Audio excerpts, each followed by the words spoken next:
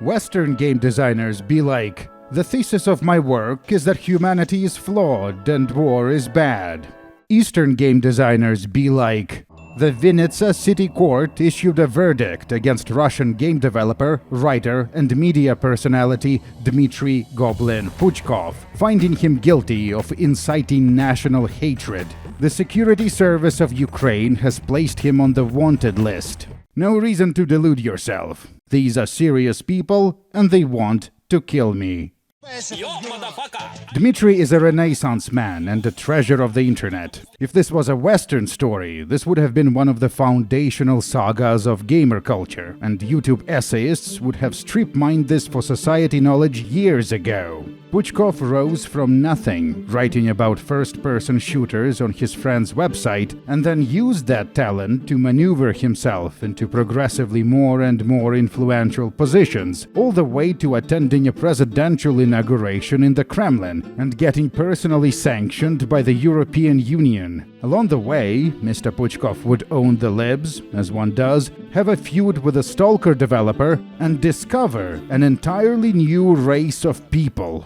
Black people, previously scarcely seen in Leningrad. Naturally, he would try to process the fact of their existence through art. The art of CRPG. And yes, he dabbled in some extremist forms of Stalinism. People got killed in real life. But let's not make perfect the enemy of the good. Dmitry was born in 1961 in Kropivnitsky, Ukraine. His father had German roots and at one time was a Soviet instructor of the North Korean army. Young Puchkov moved around a lot and worked a dozen different jobs before eventually settling in St. Petersburg, Russia. So by the time he entered the media and the early internet scene, he was pushing 40. Bad news. Marx is dead. Lenin is dead. And I'm not feeling so great myself. So, why are you called Goblin? From 1985 to 1991, Disney produced an animated series called Adventures of the Gummy Bears.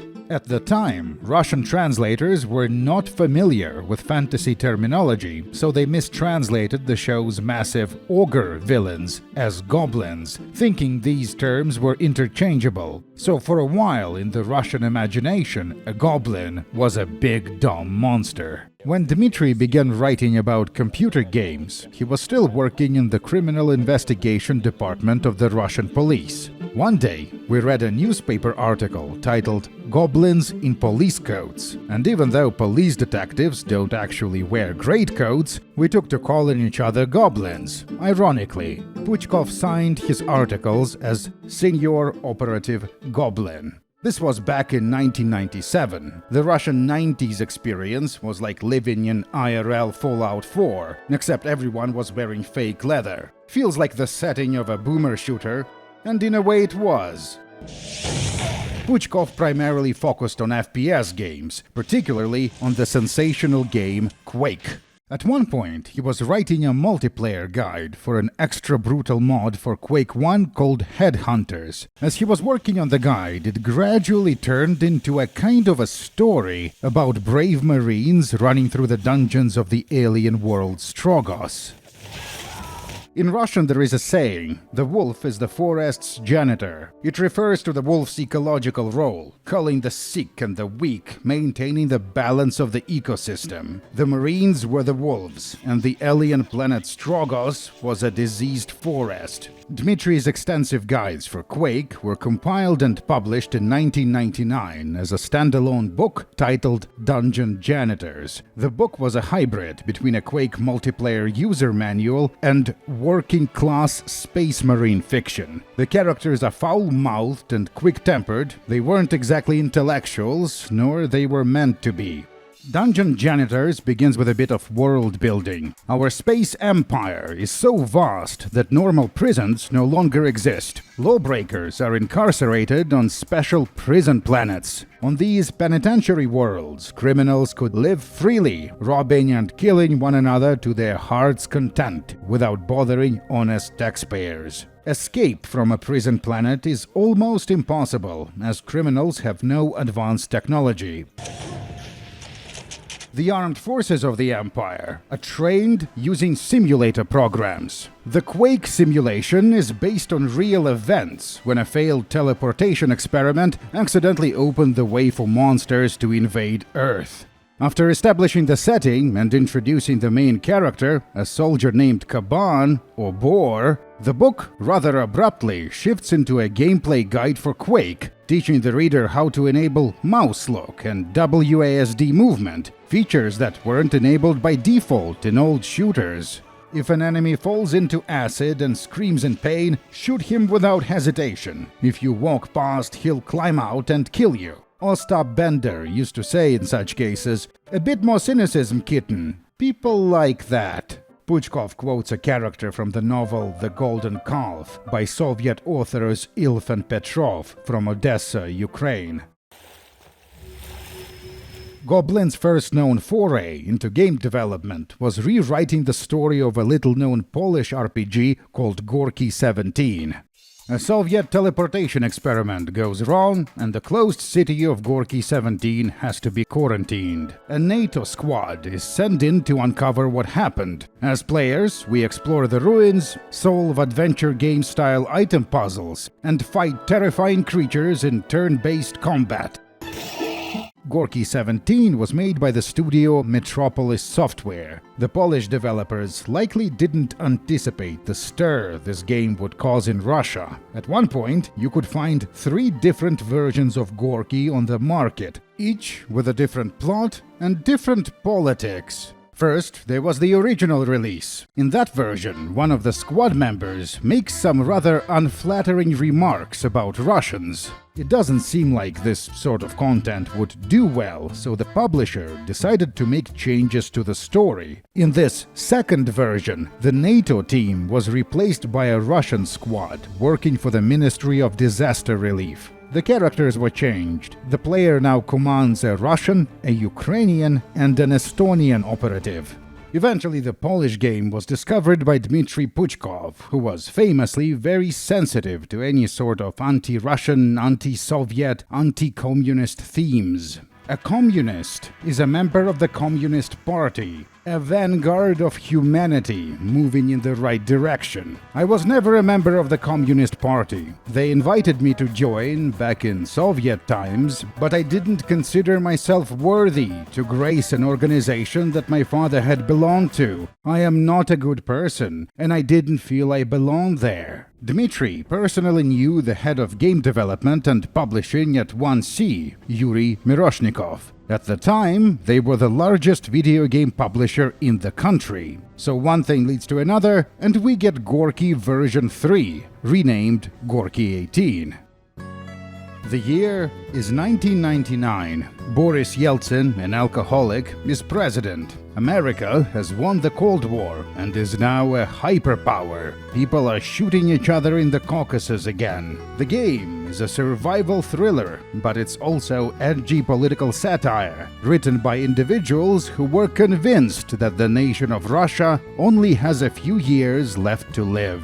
The player takes control of a Russian team sent into the secret city Gorki 17 to recover a lost expedition of our NATO allies. The original game takes place in Poland, but in this version, the city was moved to the Caucasus. When Puchkov wants to make fun of a character, he makes them a human rights activist. The surviving member of the NATO squad attempts to defend the rights of the grotesque Quake monsters we are fighting. Another party member, Yelena Krysyuk, is a reporter for the newspaper Global Anomaly. We cover paranormal phenomena, and we also fight for human rights around the world. The team eventually abandons Yelena, leaving her alone with Russian gangster Zamchalov, the real monster of Gorki. Yelena is afraid for her life, but it was her politics that created this creature, so now she will have to deal with the consequences.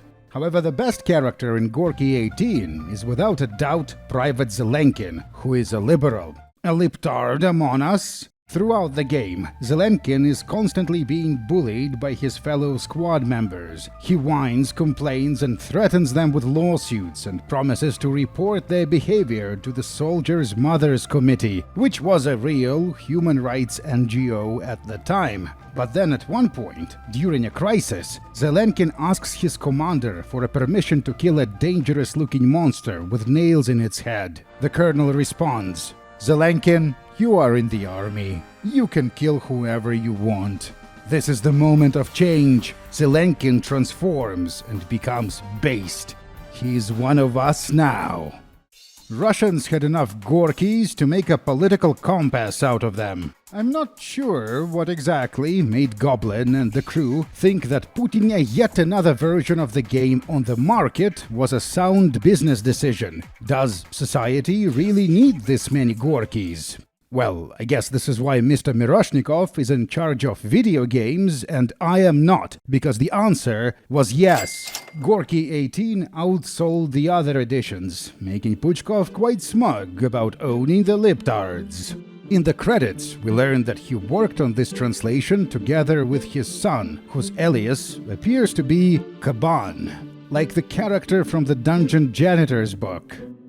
In the early 2000s, Puchkov's popular blog covered Quake esports with bits of gossip about e-celebrities like Fatality and Thresh. And if you wrote about Quake, you probably followed other major voices in the scene, and with the internet being a small place, one of these voices would probably be Richard Low-Tax Kiyanka, a former Planet Quake administrator, who had just launched a new comedy website called Something Awful. The webzone and its members, nicknamed masturbators, would go on to become a significant influence on internet culture. The list of SA-related innovations is impressive. The concept of Let's Play, 4chan, left-wing podcasting, Bellingcat. You are looking at the oldest surviving post on Goblin's personal website, accessible without internet archaeology. In the comments below, Russians are spamming an old Something Awful meme, Jeff K., a satirical character created by Low-Tax to make fun of early internet users. Jeff writes in broken English with typos, caps lock, leet speak, and ones instead of exclamation marks. He probably plays Doom and Quake and has a homepage on GeoCities. In an interview with a fellow Quake enthusiast by the name Friday, Goblin announces his plans to visit the US of A, the stronghold of democracy, to, quote, thoroughly feel up the US by its moist udder.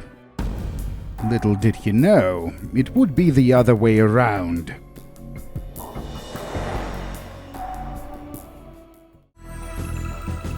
Yesterday, Friday, around 2000 Moscow time, unknown perpetrators planted explosives and treacherously blew up an outhouse in the Chechen city of Gudermes.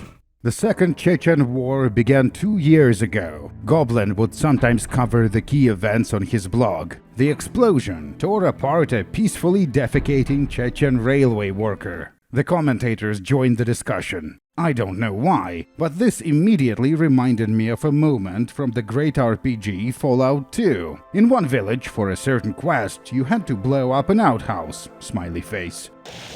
And then it went off, boom! The whole village was covered in crap. Then, a year and a half later in the game, you return to the village, and the crap is still there, decorating the landscape just as beautifully, smiley face. Too bad there was no railway there, smiley face. That is too bad.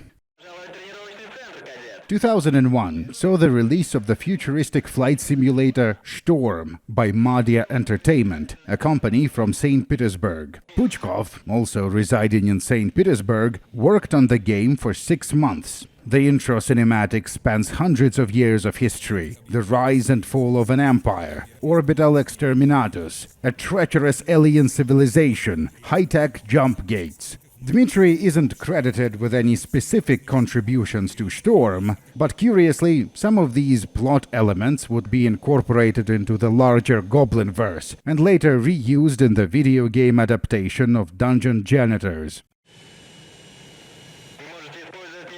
I've heard someone describe the popular space sims of the time, games like Wing Commander and TIE Fighter, as the Battle of Britain in space. Well, Storm, by contrast, feels more like Stalingrad in space, with focus on close air support missions. The game was well received. Storm was sold in North America under the name Echelon. The name was given to the game by Bethesda. In the 2000s, the company was in the business of publishing exotic foreign games in the West. It didn't always go well. The developer Madia published an open letter stating that Bethesda did not pay them for boxed sales of the game, as was allegedly specified in the contract. Peter Hines, VP of PR at Bethesda, stated that Madia presented misleading allegations about Bethesda's role as publisher of Echelon in North America, and that Bethesda had no contractual obligations to Madia. Was Gobbler swindled out of money by Hines? Hilarious if true,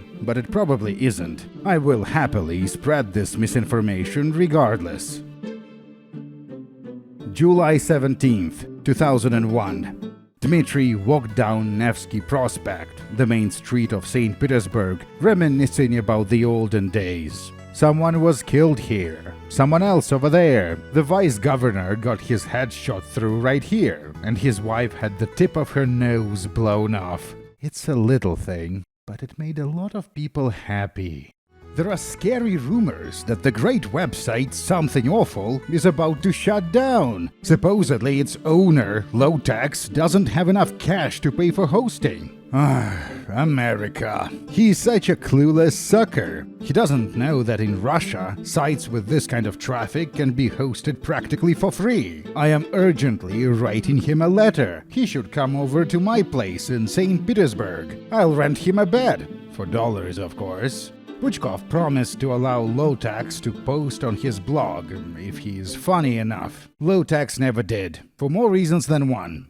It's been almost 5 years since Mr. Goblin stopped working for the state and started working for himself. This year, I signed a contract with 1C to develop a game based on the story of a book I had previously written.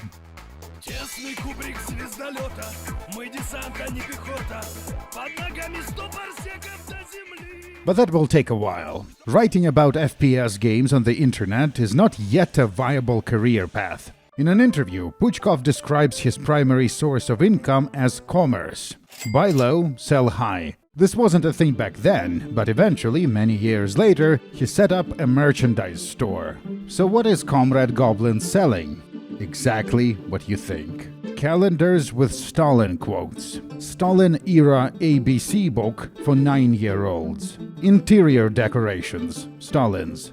Adult products. Edible body paint. Land-leased from Canada, apparently. What do you imagine Stalinist edible body paint tastes like? I'm guessing rye bread, with a hint of diesel. Anyway, this is an elegant segue into our sponsor thank you message. Adam and Eve, the adult products company that keeps your secrets. Follow the link in the pinned comment and use the code WARLOCK for 50% off one item and free shipping in the US and Canada, as well as free rush processing. Adam and Eve, 24/7 customer service, 90-day no-hassle returns, discreet shipping, 50 years in business. That's Adam and Eve.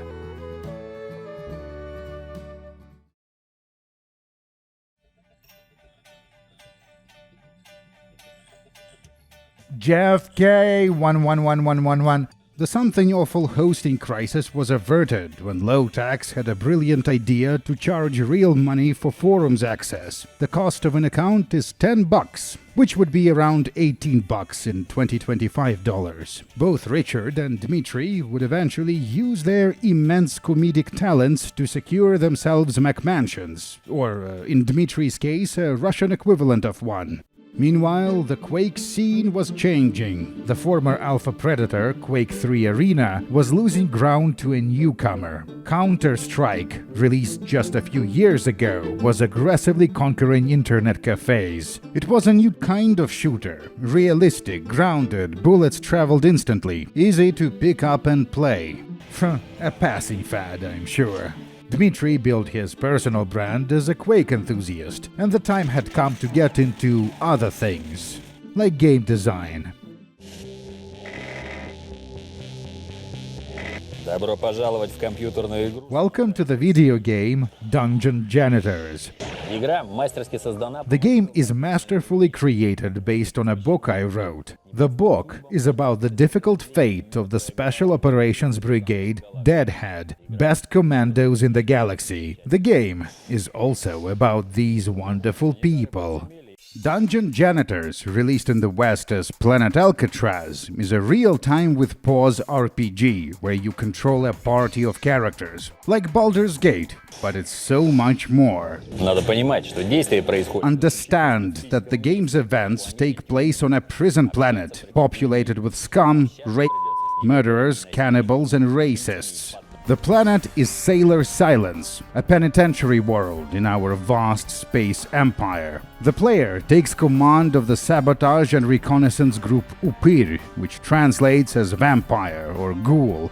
The Imperial Intelligence received word that the inmates are secretly assembling a starship. Our task is to infiltrate the planet undercover, posing as prisoners, find the location of the illegal starship, and destroy it. The protagonist is Cadet Kaban, the same character from the book, and also an alias of Puchkov's son. Kaban has a fixed gender and personality, but players can customize everything else about him. The character creation system is inspired by Fallout. We have stats, skills, and traits. There are even the same trap options. It's meaningless to invest in the Imperial weapons skill early. We won't get to use these until the game's final act.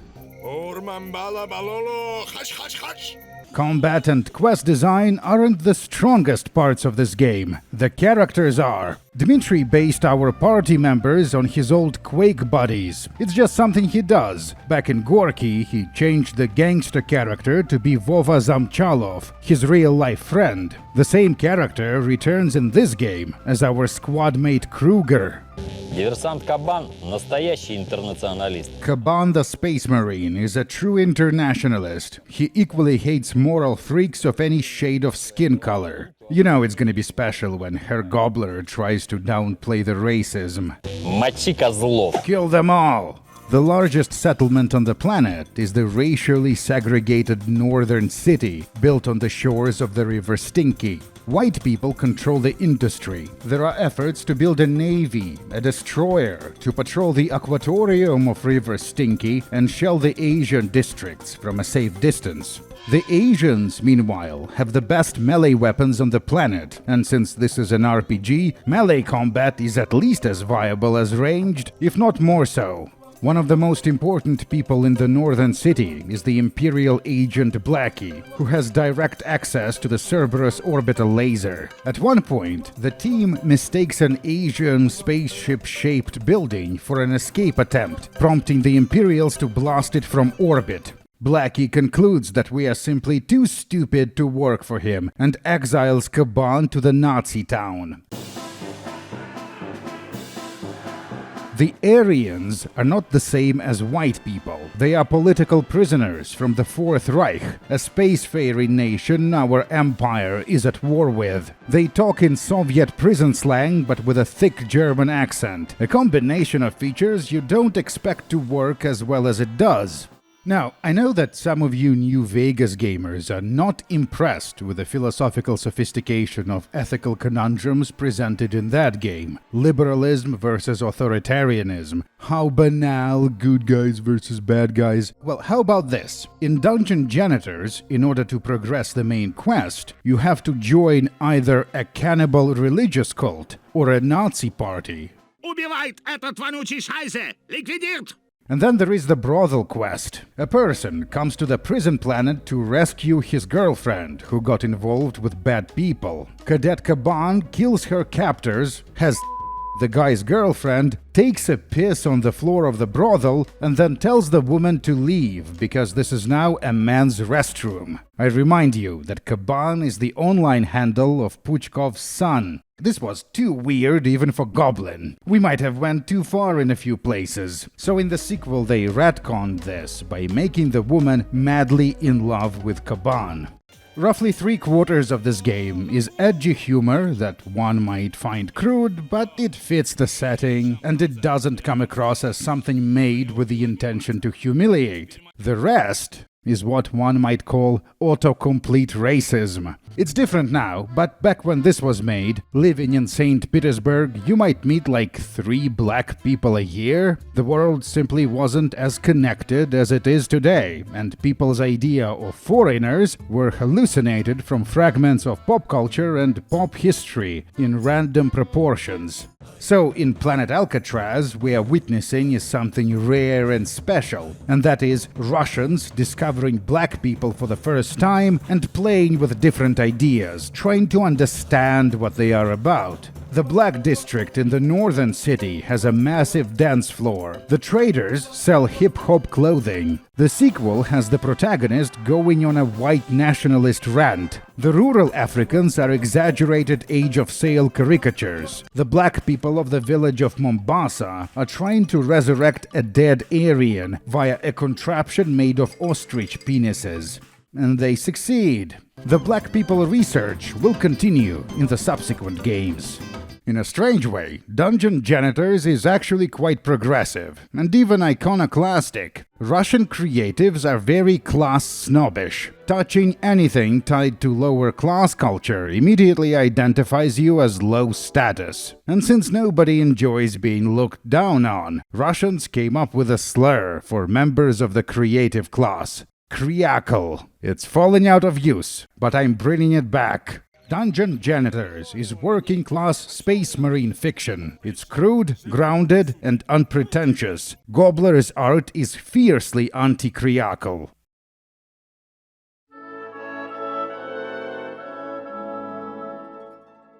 Hey Puzz, look at this. It's a book? A book by your favorite author, Senior Operative Goblin. A bit more cynicism, kitten. People like that. The mission to raise hell at the enemy base is given to the most capable fighters. The attacker's task is to grab the flag, nullifying the local population along the way. Eventually, after tens of hours of adventure, we find the starship the Nazis were building in secret and destroy it. Our reward is a Space Marine song. The game's soundtrack is composed in the style of Blatnaya Pesnya, or Soviet criminal chanson. Some of you might recognize it as the bandit music from Stalker. 100 roads on 100 worlds we walked. 100 times we've nearly been lost. So smile, my friend. The fun's about to begin. A Space Marine takes no prisoners.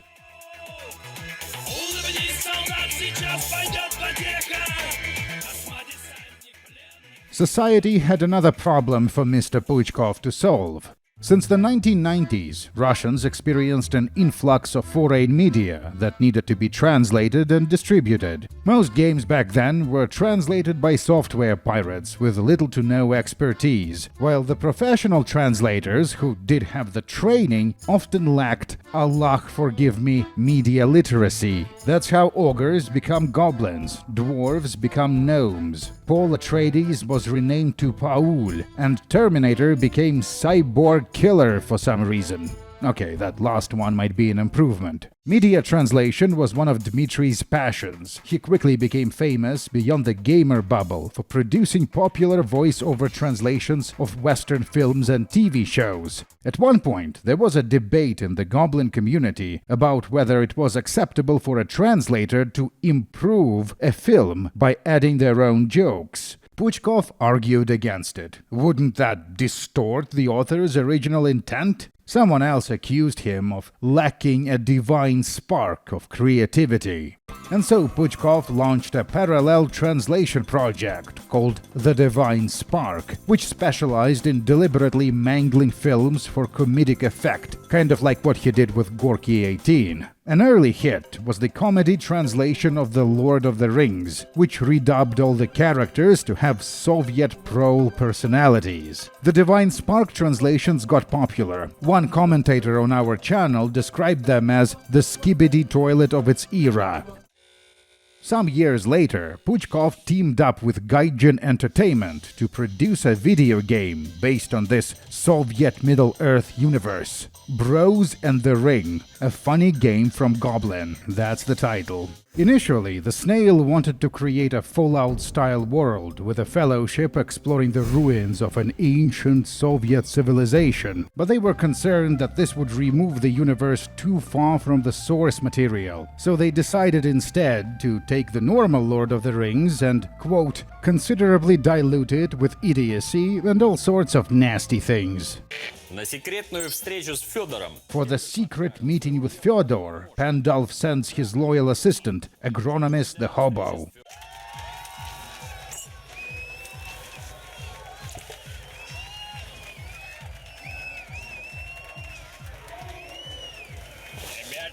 Release the little fellow immediately, you dirty pedo. He's mine.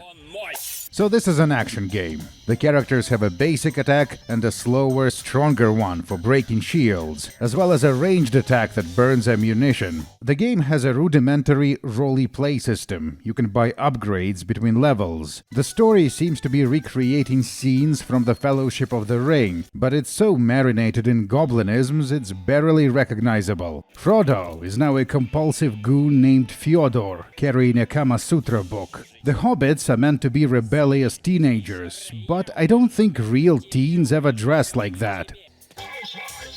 It says here, Nazis belong in the shitter. The game instructs the player to beat the Nazguls with a flaming torch and drive them back into the toilet from which they came. This is layered storytelling. In Russian prison slang, the toilet-adjacent part of the cell is known as the Rooster's Corner, a spot reserved for inmates at the very bottom of the hierarchy. The Roosters, pleasure slaves. An inmate usually becomes a rooster for very serious violations of prison ethics. Soviet prison culture is sophisticated. It's like Morrowind or something. 3 years later, Gaijin made a sequel called Two Unhinged Towers, a funny game from Goblin. This game is quirky. The Hobbit's main attack is Gun Kata, a firearm martial art from the movie Equilibrium. The LGBT Frodo the Goon machine guns a mixed army of orcs and extraterrestrial bugs, while the ship's AI, Mother from Alien, barks status updates. I think I'm having a stroke. The idea of a working-class parody of The Lord of the Rings that gradually mutates into something resembling Duke Nukem is not good, it's genius. Truly, creativity was never the problem. But how about the divine spark of game design? Neither product is well made or fun to play. The snail dropped the ball.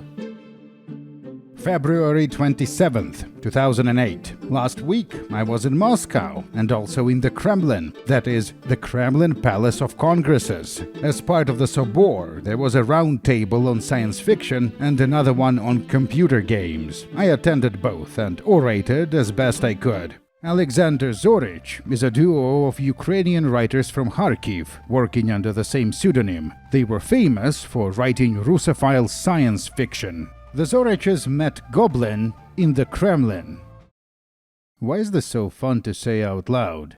At the time, Dmitry Yurich was working on something the Zoriches had never seen before, a documentary video game. You won't believe this, but the libtards are at it again.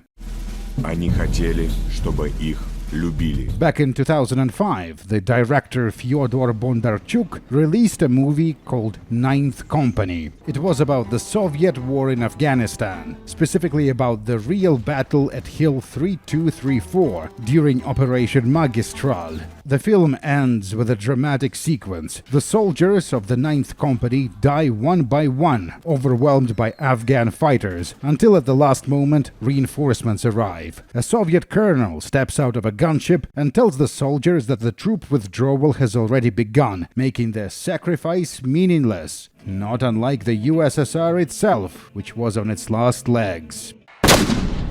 You get it? There are themes of society in this. Goblin got it, and he got curious. Puchkov went on an investigation to find out all the details of Operation Magistral. Certainly a lip-tarded Kriakle would not invent a bunch of fake facts about real people just to make a 5 out of 10 movie. The battle really did take place. The Ninth Company really existed, but most of its members survived. So Puchkov teams up with a collective of developers, and that's how we get to the FPS game. The mountain landscape was created using satellite imagery, and the events were reconstructed with input from the fighters themselves. Dmitry Yurich Goblin, sharp and sardonic, shone dazingly at the presentation of his newest game, The Truth About the Ninth Company. I received it as a gift, along with a handsome army belt included with the game, and I have already finished it. This experience is just a few hours long, and it focuses on a single battle, told from the perspectives of different soldiers. It begins with a walking simulator-style introduction where we meet our comrades. And then the Duhi, the spirits, a Soviet nickname for the Mujahideen, launch their attack. In the first mission, we play as a machine gunner. Ammunition is unlimited, and there is a very generous auto-aim. Enemies spawn endlessly, and our health regenerates. Our task is to identify and eliminate RPG crews. After taking down enough enemies, the character shouts an order to retreat, just before being hit by a rocket. The machine gunner was one of the historical casualties the real Ninth Company suffered in the battle. And then we switch to another soldier. A few hours have passed, and now it's night. After that, we take control of his comrade, and so on. The game wasn't well received, largely due to its simplistic mechanics. Some critics were also put off by its overtly pro-state message. Still, the concept of a documentary game is fascinating. If something like this were recreated with modern systems on a platform like Arma, it could be very compelling. I would love to experience famous modern battles, like the battle for the hole in Coxohim, using this medium. My friends, after playing The Truth About the Ninth Company, one just wants to pause meaningfully and drink 100 grams of vodka in the haze of that bright sadness. Liptards don't get it, but strength is in truth. But I guess we'll never learn the whole truth. Moving on.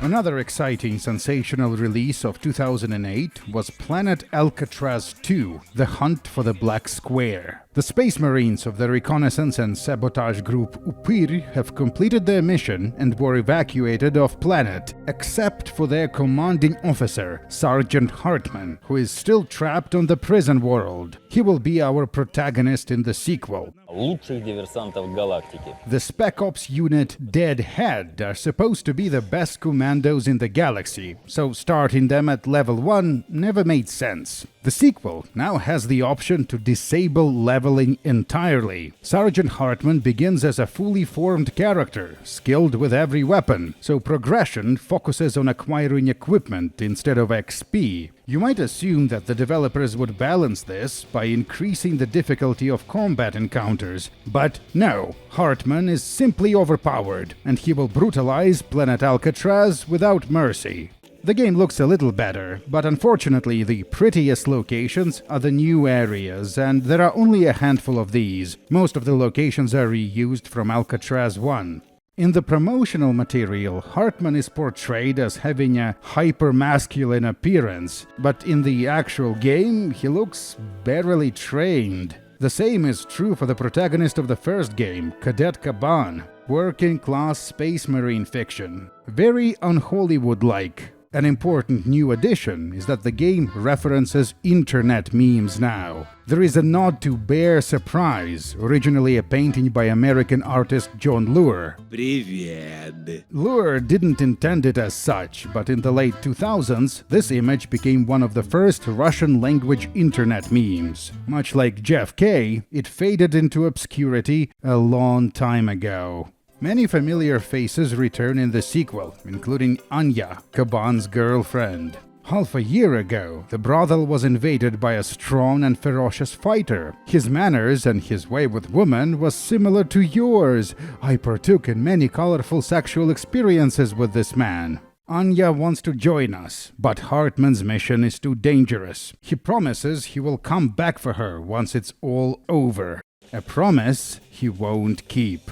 This is still a party-based RPG, but since most of our Upir crew have left the planet, we'll be recruiting locals instead. There are plenty of candidates of all races. Quite diverse is the racist community on Sailor Silence. The world map mechanics were redesigned. Instead of being unlocked at the set points of the main quest, we can now find most settlements simply by exploring the map, like in Fallout. The game is still not a good product, but it's getting there. Let them cook, and so on. In the final act, Hartman contacts the Cerberus station and requests Deadhead reinforcements. Our old team from the first game returns, and together we murderize the bad guys and their leader, who had planned to defect to the Fourth Reich. It's time to leave planet Alcatraz, but our companions don't want to go. Well, it's like this. The climate on this planet sucks shit and there is no toilet paper. But the people here are good, and you can do whatever you want. The law is ours, not the Empire's. We are no cops. We live under our own rules. So thanks, but maybe you want to stay with us?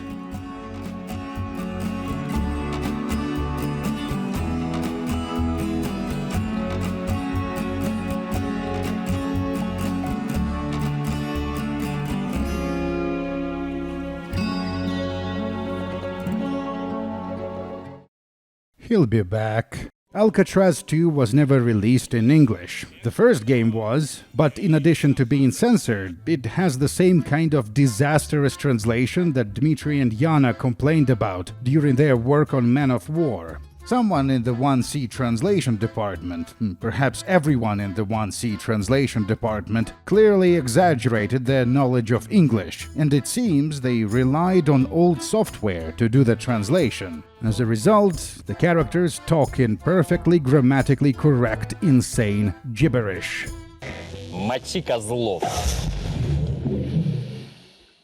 The Lord of the Rings wasn't the only movie goblinized by the Divine Spark project. They also did others, including Star Wars: The Phantom Menace.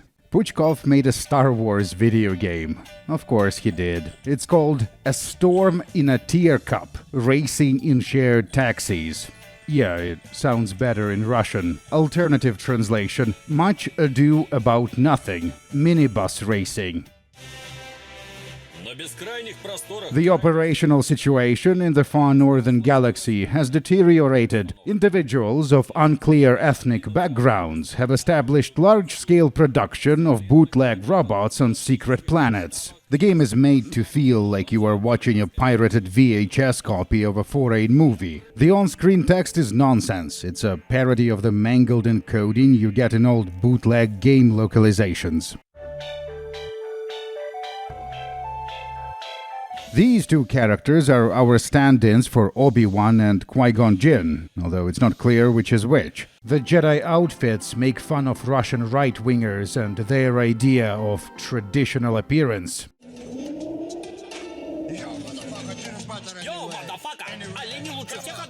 The rapping Inuit man is this universe version of Jar Jar Binks.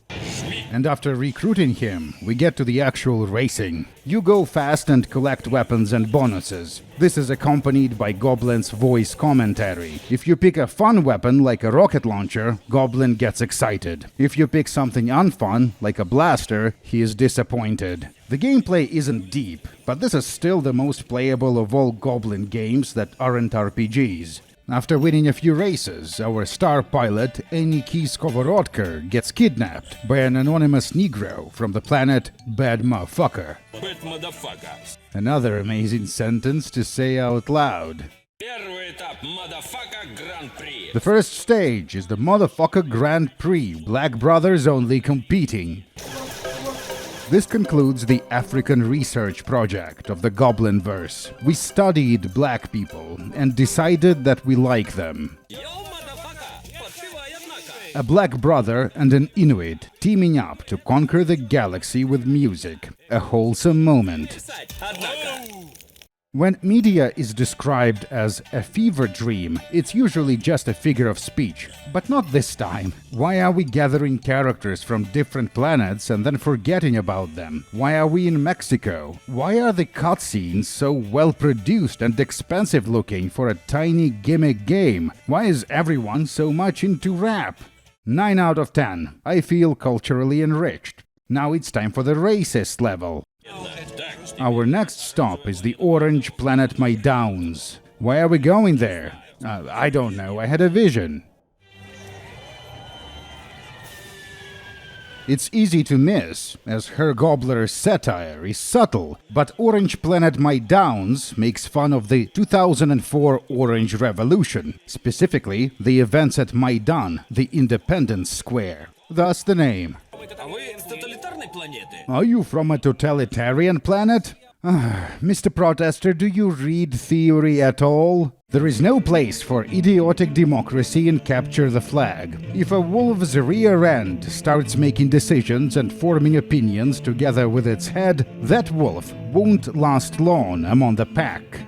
There you have it, folks. A new Wolfpack analogy. Serhiy Grigorovich, head of GSC Game World, the studio behind Stalker and Cossacks, told his employees they would get paid leave if they wanted to join the protests. Everyone stood up, went to the Maidan, and stayed there until the end. As a result of the Orange Revolution, the pro-Western candidate was inaugurated president. Viktor Yushchenko didn't bring Ukraine into NATO or the EU. However, in 2006, the country officially recognized the Holodomor, the mass famine that killed millions of Ukrainians. Aside from that, the presidency amounted to much ado about nothing. But Russians and Ukrainian Russophiles reacted like he announced Operation Barbarossa II. How else can I, as a Russian, feel about the genocide of my culture? What Dima and I do is carefully maintain our cerebral hygiene. No radio, no television, no newspapers, and limited contact with certain aspects of contemporary Ukrainian culture. Kharkiv, the city the Zoriches are from, is famous among other things for being the birthplace of the Soviet T-34 tank, a weapon operated by the legendary grandfathers who put the hydro-fascism into the rooster's corner. So years later, during the events of the 2014 revolution, Serhiy Grigorovich walked around the Maidan wearing a St. George ribbon, a symbol associated with pro-Russian and even separatist politics. His goal was to show Russians that you could wear pro-Russian symbols on the Maidan and nothing would happen to you. The things you heard on TV about roaming gangs of Nazis are somewhat exaggerated. Please stop shitting and pissing yourselves. In an interview with Ukrainian journalist Oleg Danilov, Serhiy explained that he had a specific Russian ideologue in mind. Dmitry Puchkov, Goblin, the one who made humorous translations of the films The Lord of the Rings and a few more. I know who Goblin is, and I know who he has become now. The senior operative leveraged his Quake fame to break into game development, and then later used that success to get into YouTube and political punditry. Я вас категорически приветствую. Here, on the show called Razvedoпрос, or Intelligence Debrief, Puchkov interviews the soldier Goodwin, a Russian militant who fought in Donbass. And sure, Goblin still covered video games. No more Jeff K memes, though. In 2017, id and Bethesda attempted to reanimate Quake with Quake Champions, the fifth main entry in the series. Currently, it has a population in the low hundreds. In November 2021, a longtime Something Awful admin by the handle Fragmaster logged into the forums to make a post for the first time in a decade. I got the bad news today, directly from Rich's family. Lotax took his own life on November 9th. On February 24th, 2022, Russia invaded Ukraine, sparking the deadliest conflict in Europe since World War II. Puchkov stares into the camera with insane eyes. What up, fellas? Are there lines of volunteers at the draft offices yet? The notion that Ukraine could hold out for more than a few weeks is unthinkable. Goblin's rivalry with the Stalker developer escalated when they invaded each other's countries with mechanized armies. This vehicle was bought and handed over to the Ukrainian armed forces by Ukrainian Nazis from the company GSC Game World. Armed Ukro-Nazis sat in the vehicle and drove to our Kursk region to kill Russians. You must understand that this is part of a promotional campaign. Do not buy the game. Puchkov's YouTube channel with 3 million subscribers was deleted for inciting international hatred. Former Russian President Dmitry Medvedev voiced his support. "We will avenge you!" Goblin appears to have government backing. He now co-hosts a show on state-owned Radio Sputnik and attended a presidential inauguration at the Kremlin. And not that long ago, Puchkov was involved in the pivotal event called Puzzik Gate. If you want to live in society, you must play by its rules. And if you want to live well, you must know how to bend them. One man who took this advice to heart was the militant commander by the name Ihor Puzzik, callsign Zloy. Perhaps he was a good man once. Hey Dmitry, isn't that your friend? Zloy Puz really broke everyone's heart. People saw him as a hero and protector of the common folk from Donetsk. But now, all kinds of nasty rumors are spreading. Accusations of drug trafficking, stealing humanitarian aid, ignoring crucial intelligence, working with Ukrainian spies, and last, but not least, you know how in StarCraft, when you need to change your army composition, you might deliberately send some of your troops to their deaths? Or like when an uppity space marine keeps demanding to know where the Vespene gas profits went. Well, thanks to Professor Zloy, Russians now have a word for that. Nullification.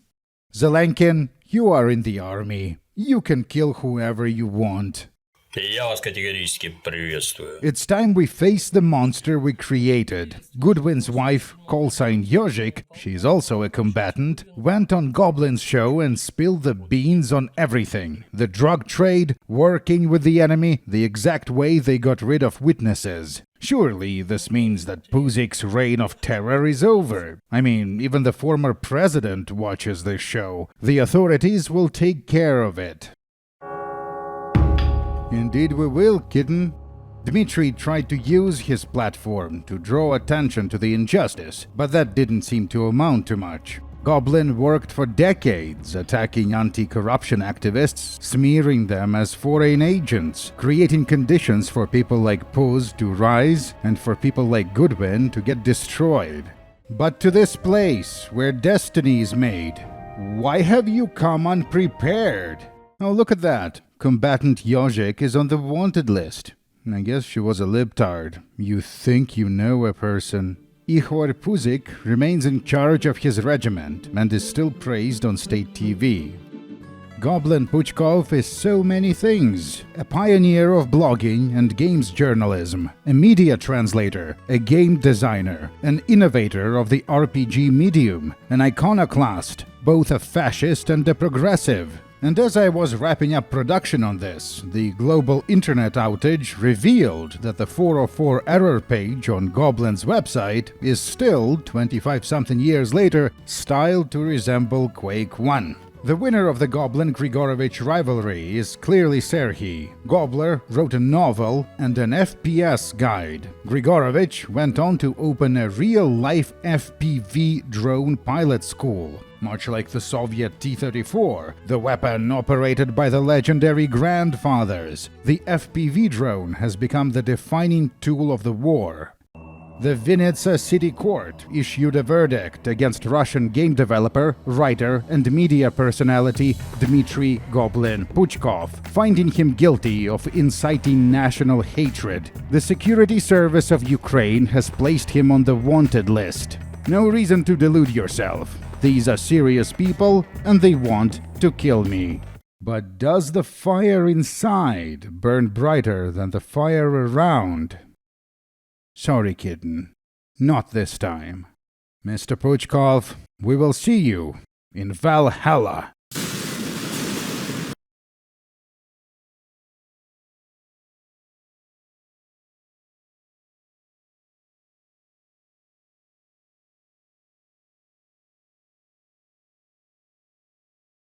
Ah, you are here, son. Good. We have a problem. A big one.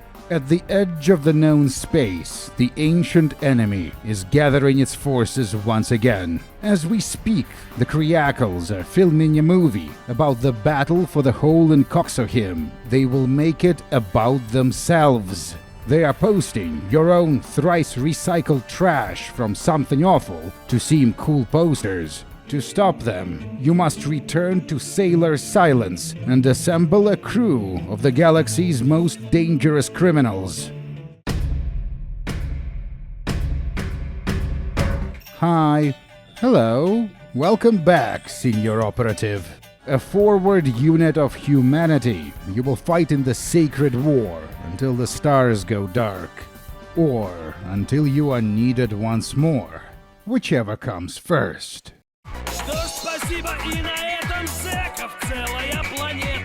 Well, thanks for that. We won't complain. A planet full of cons again. Like and subscribe. There are videos on Alcatraz 1 and 2 and on Gorki 18 somewhere in the depths of this channel. Next up is Baldur's Gate's Tua.